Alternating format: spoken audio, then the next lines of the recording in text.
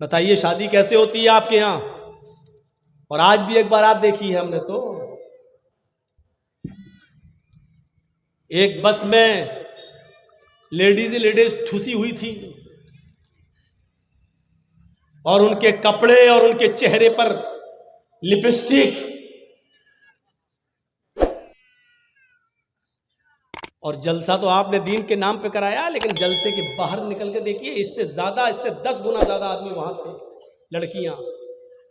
اور ایک مثال میں اکثر دیتا ہوں، آج بھی دے دو، لڑکے اور لڑکیاں آپس میں ایسے خلط ملط تھے، قسم خدا کی ایسا لگ رہا تھا جیسے ایک کتیا کے پیچھے 10 کتے لگے ہوئے۔ ہنس رہے ہیں آپ؟ جو ہنس رہے ہیں وہ بھی ہوں گے۔ میں نے کتیا کہا ہے گھومنے پھرنے والی کو، اور اس کا پیچھا کرنے والے کو کتا کہا ہے۔ مجھے اس بات کا کبھی احساس نہیں ہوا کہ مجھے بلائیں گے کہ نہیں بلائیں گے، وہ تم جانو، وہ تمہارا کام ہے۔ ایسا محسوس ہو رہا ہے جلسوں میں یہ حال ہوگا تو شادی میں کیا ہوتا ہوگا؟ سوچیے آپ، دین کے نام پر پھر بھی عورت احتیاط کرتی چلو جلسے میں جا رہے ہیں۔ جب جلسوں میں یہ حال ہے، جلیبی کی دکانوں کا، چوڑی کی دکانوں کا، لپسٹک اور کریم کی دکانوں کا، تو شادیوں کا حال کیا ہوتا ہوگا؟ اور اس کا ہلکا سا نمونہ آج میں نے دیکھا تھا، بس میں عورتیں ٹھس رہی تھی بھیڑ بکریوں کی طرح۔ بجلی کے کھمبے کو آم کے پیڑ کے چند پتے آم کا پیڑ نہیں بنا سکتے۔ آپ کی 2-4 عبادتیں آپ کی 2-4 نمازیں آپ کو مسلمان نہیں بنا سکتی۔ آم کا پیڑ تبھی ہوگا جب وہ اپنی جڑ میں بھی آم ہو، اپنی برانچ میں بھی آم ہو، شاخاؤں میں بھی آم ہو، ٹہنیوں میں بھی آم ہو، پتوں میں بھی آم ہو، پھل میں بھی آم ہو۔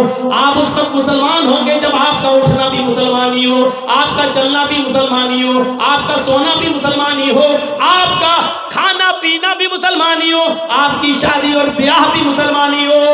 وہ صحابیہ کو دیکھو، اللہ کے نبی نے ایک صحابی کو اس کے گھر بھیجا، جاؤ تم فلاں گھر میں جاؤ اور اس کی بیٹی کو دیکھ لو، ایک نظر دیکھ لینا، اگر وہ تمہیں پسند آ جائے تو اس کے ماں باپ سے کہہ کر میں اس کا نکاح تمہارے ساتھ کر دوں گا۔ یہ صحابی اس صحابیہ کے گھر جاتے ہیں، دروازے کو دستک دیتے ہیں، اندر سے لڑکی کی آواز آتی ہے، کون؟ اس نے اپنا نام بتایا۔ اس لڑکی نے پوچھا کیوں آئے ہو؟ کہا مجھے جناب محمد رسول اللہ نے بھیجا ہے، اس گھر میں اس اسلام کی ایک لڑکی رہتی ہے۔ اندر سے آواز آتی ہے جی وہ میں ہی ہوں۔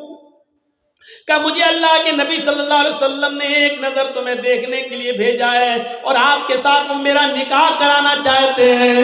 اس لڑکی نے اندر سے آواز دی، سنو، اگر تمہیں جناب محمد رسول اللہ نے بھیجا ہے، میرے گھر پہ اس وقت میری ماں نہیں ہے، میرے باپ نہیں ہے، اگر تمہیں اللہ کے نبی نے بھیجا ہے، محمد رسول اللہ صلی اللہ علیہ وسلم نے بھیجا ہے اور وہ میرا نکاح آپ کے ساتھ کرنا چاہتے ہیں تو میں دروازہ کھولتی ہوں، آپ ایک نظر میرا صرف چہرہ دیکھ لیجئے۔ گھر میں آنے کی اجازت میں آپ کو نہیں دوں گی، اس لیے کہ میں اکیلی ہوں۔ آپ ایک نظر میرا چہرہ دیکھ لیجئے، میرے دونوں ہاتھ کی ہتھیلیاں دیکھ لیجئے جتنی شریعت نے اجازت دی ہے، اور اس کے بعد چلے جائیے اور اللہ کے نبی کو بتا دینا کہ میں پسند آئی ہوں یا نہیں آئی ہوں۔ ہاں اگر نبی اکرم نے بھیجا تو میں کھول رہی ہوں، اور اگر اللہ کے رسول نے نہیں بھیجا ہے اور تم مجھے دیکھنے کے لیے ویسے ہی چلے آئے ہو تو اللہ کی قسم تم پر میری شکل کا دیکھنا حرام ہے۔ قیامت کے دن ہمارا تمہارا حساب ہوگا، میں تمہارا گریبان قیامت کے دن پکڑ لوں گی۔ اس آدمی نے قسم کھا کر کہا کہ اللہ کی عزت و جلال کی قسم، میں اللہ کی کبریائی کی قسم کہ اللہ کے نبی نے مجھے تمہیں دیکھنے بھیجا ہے۔ اس لڑکی نے دروازہ کھول دیا اور کہا کہ تم نے اب میرے چہرے کو دیکھ لیا ہوگا، یہ لیجئے میرے ہاتھ دیکھ لیجئے، ہتھیلیاں دیکھ لیجئے، اور میری زبان چل رہی ہے، میں گونگی بھی نہیں ہوں، میں تمہیں دیکھ رہی ہوں، میں اندھی بھی نہیں ہوں۔ یعنی آپ مطمئن ہو جائیے کہ میں گونگی نہیں ہوں، میں اندھی بھی نہیں ہوں، اور ہاتھ پیر دیکھ ہی چکے ہو، ہاتھ کی ہتھیلیاں دیکھ ہی چکے ہو، چہرہ دیکھ لیا ہے۔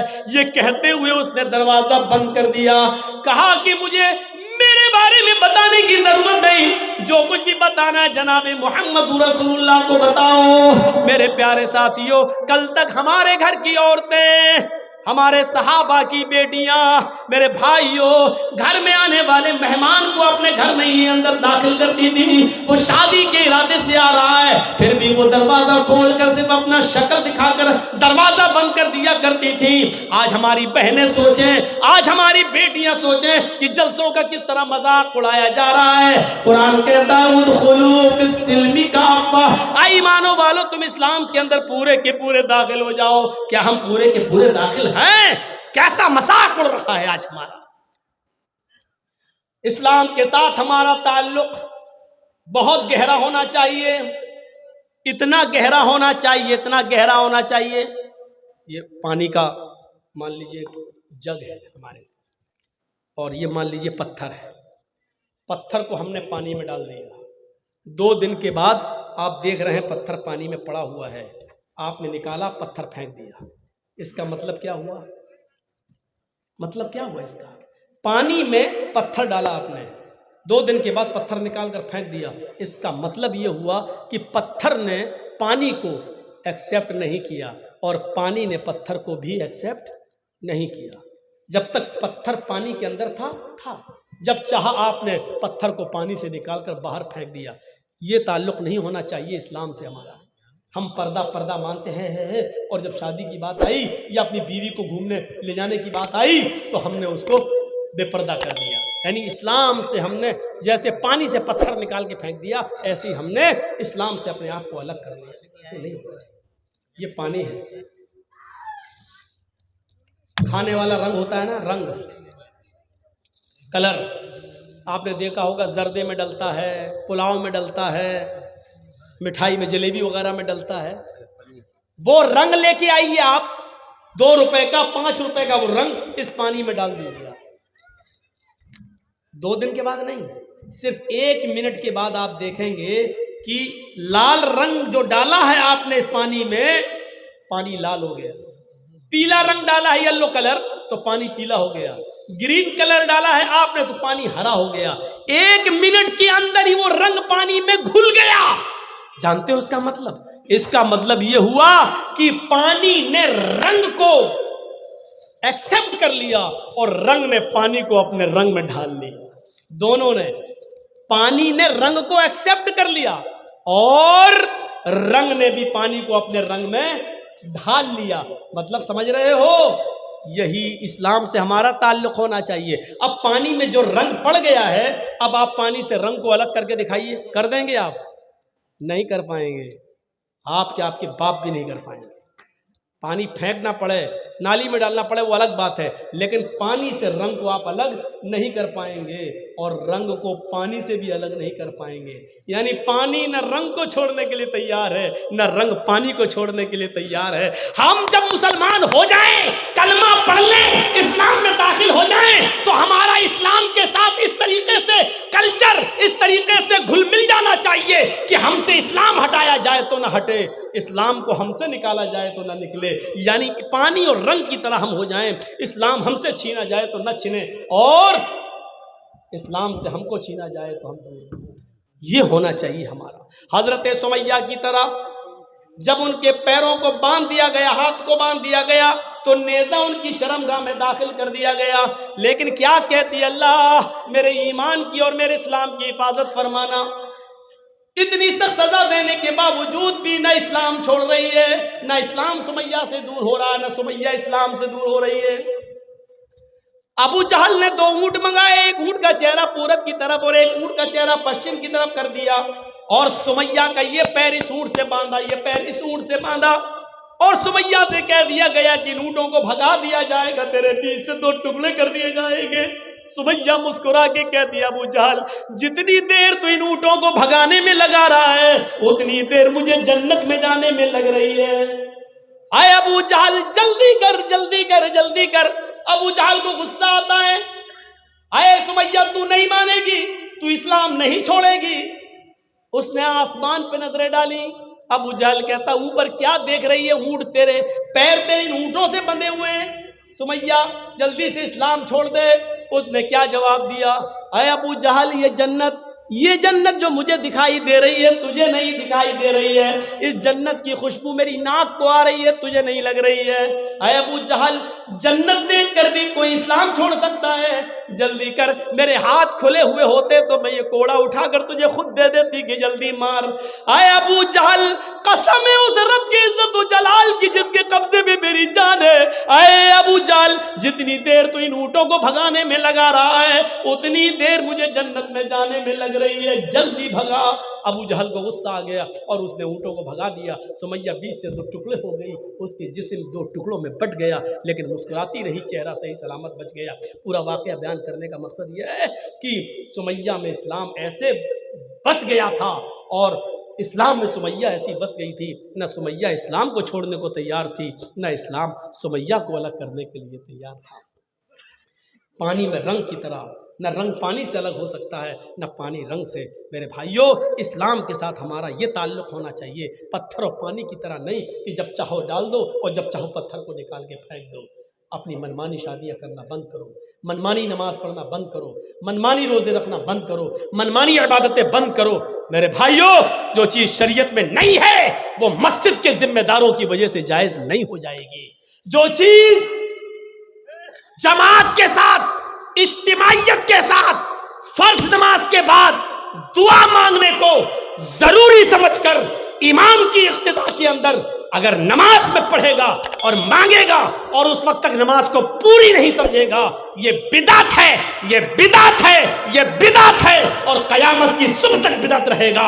اس کو مسجد کا متولی چینج نہیں کر سکتا ہے، اس کو مسجد کا امام چینج نہیں کر سکتا ہے، کوئی دنیا کی طاقت نہیں بدل سکتی ہے۔ میرے بھائیوں، جو چیز غلط ہے وہ غلط ہے۔ مسجد کی کمیٹی کا صدر، مسجد کی کمیٹی کا متولی اس کو اپنی منمانی سے پڑھوا تو سکتا ہے، امام کو مجبور تو کر سکتا ہے، لیکن اس کو جائز کرنے کی ہمت اس کے باپ کی بھی نہیں ہوگی۔ میرے پیارے ساتھیوں، جو چیز غلط ہے وہ غلط ہے اور غلط رہے گی، جو چیز صحیح ہے وہ صحیح ہے اور قیامت کی صبح تک وہ صحیح رہے گی۔ اس لیے یاد رکھنا میرے بھائیوں، منمانی طور پر عبادتیں مت کرو، منمانی طور پر عبادتیں نہیں۔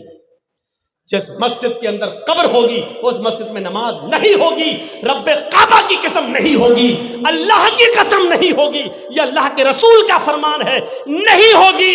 اگر قبر پہلے بنی تھی بعد میں مسجد بنی ہے تو مسجد کو ہٹایا جائے گا وہاں سے، اور مسجد پہلے تھی بعد میں قبر بنی ہے تو قبر کھود کر ہڈی گڈی جو بھی ملے اس کو منتقل دوسرے قبرستان میں کیا جائے گا، اور کچھ نہ ملے تو تھوڑی سی مٹی لے جا کر دوسرے قبرستان میں دفن کر کے اس کو زمین کے برابر کر کے مسجد کے حصے میں شامل کیا جائے گا۔ اب یہ فیصلہ آپ کرو کہ وہاں پہلے مسجد تھی یا قبر تھی۔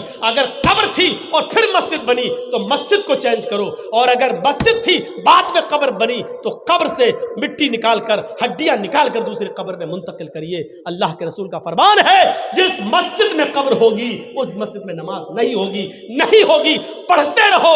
ایک بار میں بھی چلا گیا تھا اور بعد میں نماز پڑھنے کے بعد مجھے احساس ہوا ارے ارے اس میں تو پہلے سے قبر، مجھے معلوم تھا لیکن پھر بھی بھول کے دوبارہ چلا گیا۔ میں گیا تھا، ذرا اکرام کا انتقال ہو گیا تھا تو میں ان سے ملنے، ان کے گھر والوں سے گیا تھا ملنے کے لیے، تو گیا، پھر اذان کی آواز آئی تو میں چلا گیا، جلدی میں تھا۔ بعد میں نماز پڑھنے کے بعد احساس ہوا ارے یہ تو قبر تھی، تو بعد میں نے شری رام پور جلسہ تھا، پھر وہاں جا کر میں نے اس نماز کو دوبارہ دہرایا اور دوبارہ پڑھا۔ میرے بھائیوں پڑھیے، آپ، میرا کام کہنے کا تھا، میں نے کہہ دیا، جس مسجد میں قبر ہوگی اس مسجد میں نماز۔ دلیلیں دیتے رہو، جو چیز غلط ہے وہ غلط ہے، آپ کے پڑھنے اور آپ کے کرنے سے وہ صحیح نہیں ہو جائے گی۔ اللہ تعالیٰ سے میں دعا کرتا ہوں کہ بار الہ ہماری خطاؤں کو معاف فرما دے، ہمارے گناہوں کو بخش دے، ہم جمیع مسلمانوں پر رحم فرما، ہم تمام مسلمانوں کو اے اللہ اسلام کے اندر پورا کا پورا داخل فرما دے، پانی اور رنگ کی طرح اسلام ہمارے اندر پیوست کر دے، اسلام ہم سے نہ جدا ہو، ہم اسلام سے نہ جدا ہوں۔ اے اللہ جب تک تو ہمیں زندہ رکھ اسلام پہ رکھنا، اور جب ہمارا خاتمہ ہو تو ایمان پر ہمارا خاتمہ فرمانا۔ وما علينا إلا البلاغ المبين وآخر دعوانا أن الحمد لله رب العالمين السلام عليكم ورحمة الله وبركاته۔ সকলে মজলিস শেষের দোয়াটা পাঠ করুন। সুবহানাকা